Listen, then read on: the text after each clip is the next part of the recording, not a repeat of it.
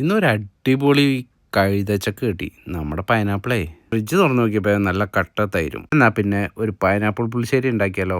ഇഞ്ചി വെളുത്തുള്ളി പച്ചമുളക് നല്ല സ്ലൈസ് ആയിട്ട് അരിഞ്ഞ് അതിൽ മഞ്ഞപ്പൊടിയും മുളക് പൊടി ഇട്ട്. ഇപ്പോഴത്തെ പൈനാപ്പിളൊക്കെ ഭയങ്കര മധുരം കുറവായിരിക്കും. കുറച്ച് പഞ്ചസാരയിൽ തിരുമ്മി വെച്ച പൈനാപ്പിളാണ് അത്. അതിൻ്റെ കൂടെ കുറച്ച് ഉപ്പും കുറച്ച് വെളിച്ചെണ്ണയും കൂടിയും വെച്ച് തിരുമ്മി അങ്ങ് എടുക്കാം കേട്ടോ. ഒരു 10-15 മിനിറ്റ് അവിടെ ഇരുന്നോട്ടെ കേട്ടോ. ഞാൻ നേരെ തീ കത്തിച്ച് പൈനാപ്പിളൊക്കെ ഒന്ന് മുങ്ങി കിടക്കാൻ മാതിരി കുറച്ച് വെള്ളമൊക്കെ ഒഴിച്ച് പൈനാപ്പിൾ നമുക്ക് വേവിച്ചെടുക്കാം. വെള്ളത്തിൽ കിടന്ന് കഴുതച്ചക്ക വേവുമ്പോൾ ഒരു വെറൈറ്റി സ്മെല്ല് വരും കേട്ടോ. നിങ്ങൾ ആരെങ്കിലും ശ്രദ്ധിച്ചിട്ടുണ്ടോ?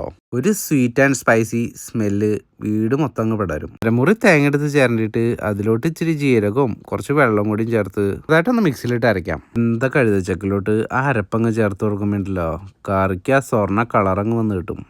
കട്ട തൈര് എടുത്ത് ഒന്ന് മിക്സിയിലേക്ക് ഇട്ട് കറക്കിയിട്ട് നേരെ കറിയിലിട്ട് ഒഴിച്ചോട്ടോ.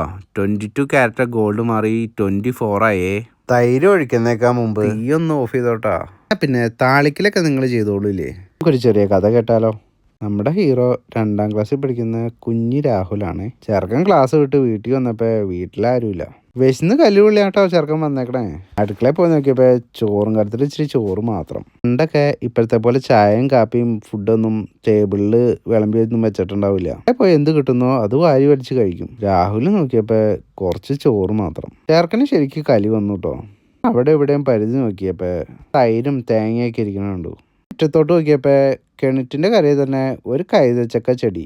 ഇതിലാണ് പഴുത്തൊരു പൈനാപ്പിള്.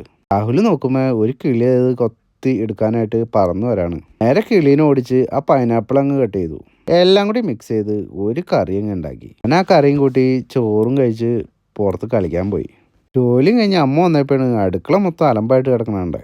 ഒരു പാത്രം തുറന്ന് നോക്കിയപ്പോൾ രാഹുൽ വെച്ച കറി ഇരിക്കണം. അയാളും ടേസ്റ്റ് ചെയ്യാമെന്ന് വിചാരിച്ച് ടേസ്റ്റ് ചെയ്ത് നോക്കിയപ്പോൾ ഉണ്ടല്ലോ പുള്ളിക്കാരത്തിൻ്റെ കണ്ണീന്ന് വെള്ളം നിറഞ്ഞു. ഭാരി ടേസ്റ്റുള്ള കറി പുള്ളിക്കാരത്തിൻ്റെ ജീവിതത്തിൽ കഴിച്ചിട്ടുണ്ടായില്ല.